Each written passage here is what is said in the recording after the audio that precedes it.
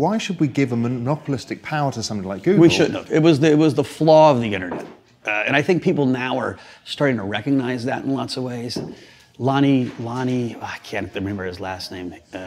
This year's TED, the opening talk was this guy, Lonnie, whose name I can't remember. He's this big, wonderfully thought of technologist. And he gave this whole speech about, listen, there was one mistake where people went with the advertising model, which created these.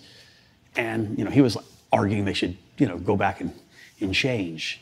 But we have these unbelievable data silos. And I think it's why it's created all the wealth. I mean, you look at all the wealth of the internet has gone into literally 7 or 8 companies. Yeah. So Tim Berners-Lee's talking about something like this now as well. Have you seen that? I haven't seen his thing. So he's been talking about some way of retooling a Web 3.0 to get rid of the fact that the data is owned by people. And it just feels to me, every time I see him talk about it, I just think, that's this is the blockchain written all over it. That's the promise of the blockchain.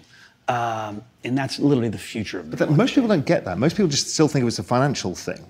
And so it's interesting that the evolution, especially of big companies. Right? We have this index with Bloomberg, the Bloomberg Galaxy Crypto Index, which we're proud of. We think it's a wonderful addition to the architecture of the space.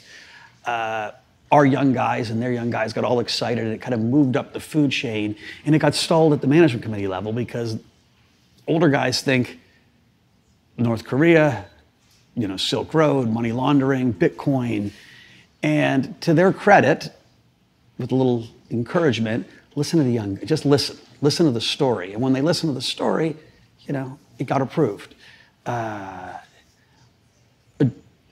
Over, I think it was 1/3 of their terminals, or something close to 1/3 of their terminals, had asked for more information on crypto.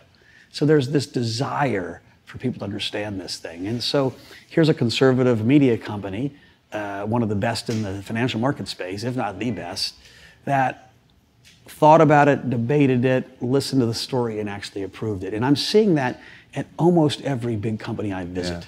Where a year ago, they were like, what? Can you explain this? Now when I go there, they're asking really poignant questions. Sometimes I'm just listening and taking notes.